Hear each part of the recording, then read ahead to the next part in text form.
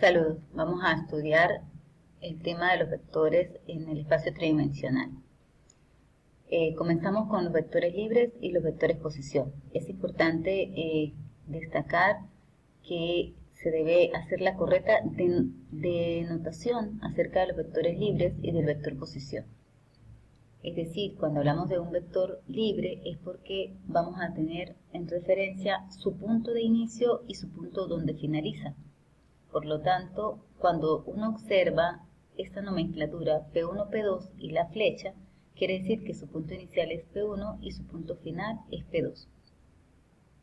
Pero ese vector, de esta forma sabemos que ese vector está fuera del origen. Mientras que si hablamos de un vector posición, es un vector que va a partir desde el origen y que se va a expresar en sus componentes B1, B2, B3. Por lo tanto, su denotación es una letra pequeña con un sombrerito. Y así sabemos que ese vector pues, va a partir del origen hasta el valor o el punto donde finaliza cada uno de sus componentes. Entonces, por ejemplo, sean los puntos P1, 3, menos 2, 4, P2, 1, 4, 5, si calculo los componentes y hago la diferencia entre dichos componentes, me va a dar menos 2, 6, 1, y esos serían los componentes de un vector B.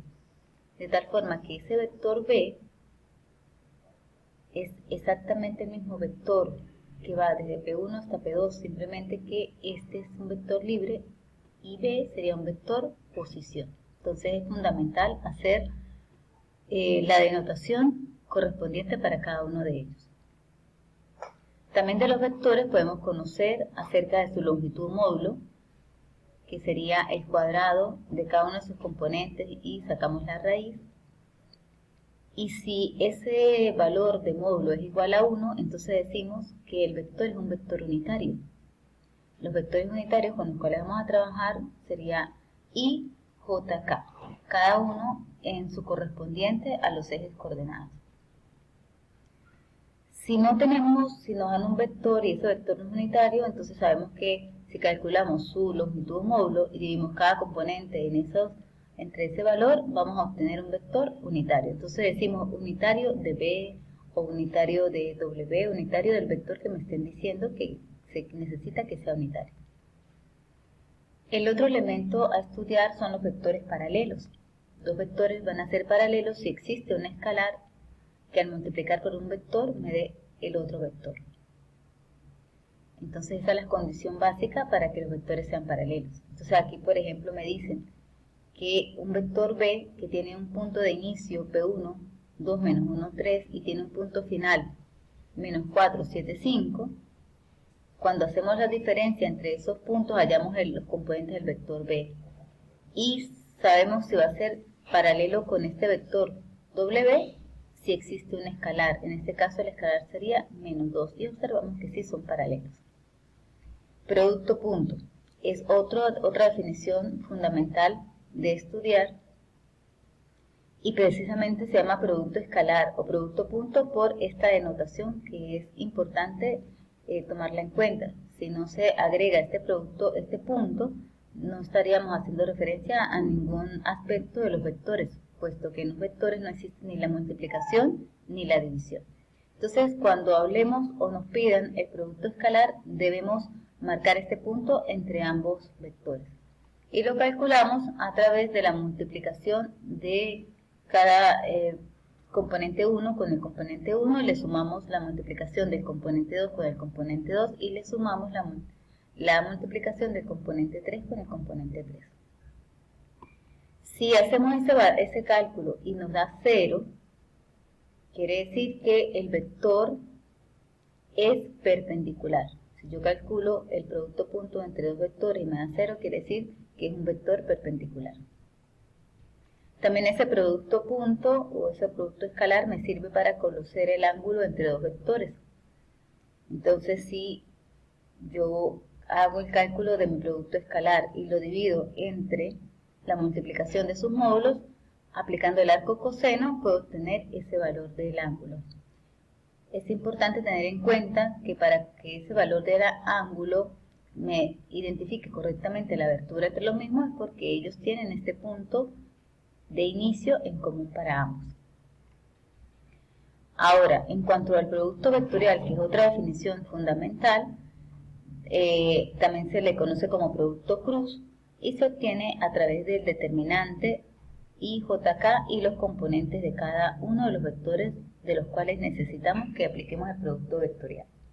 El resultado de este producto vectorial es otro vector. Y dentro de las propiedades que son fundamentales es que este resultado, este vector, va a ser perpendicular tanto a B como a W.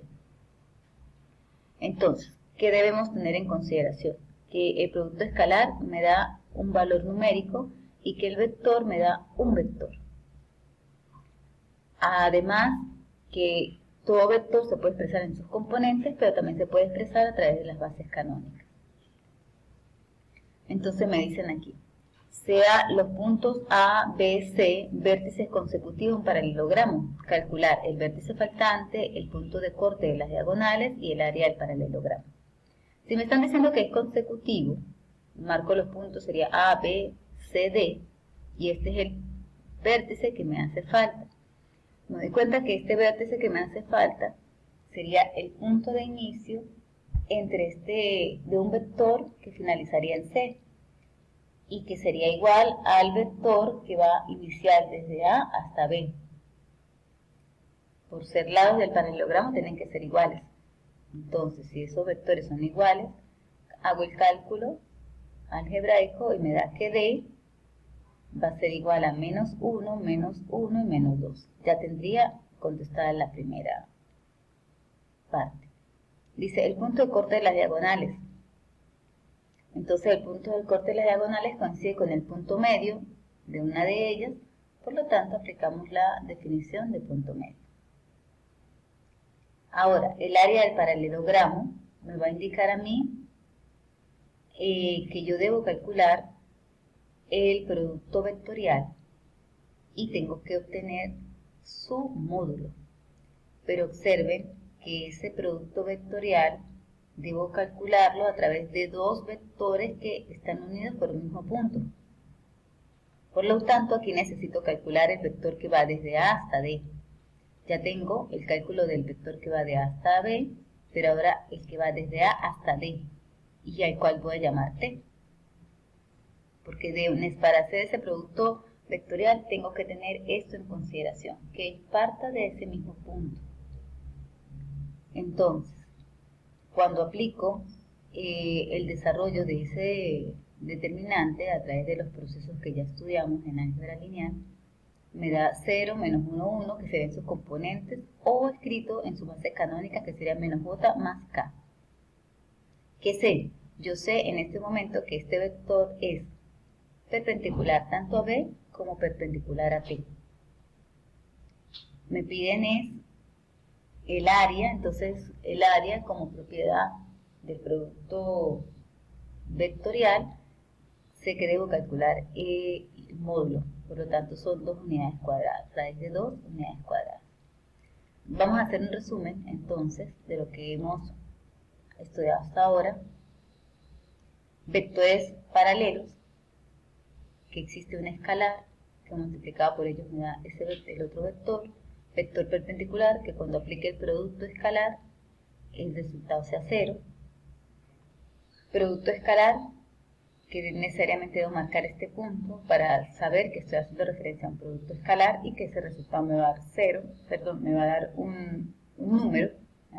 Si me da 0 es porque es perpendicular a los vectores, pero aquí me puede dar cualquier número.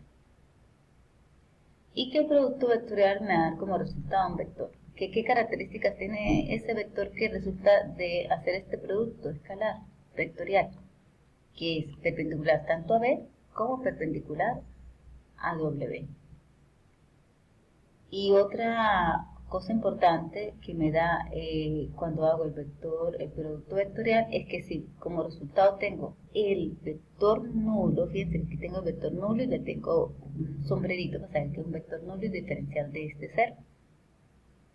Si esto ocurre es porque los vectores son paralelos. Entonces ya tendría otra condición para saber si dos vectores son paralelos, que su producto cruz sea el vector nulo o que exista un escalar, o sea, que ellos sean múltiplos escalares.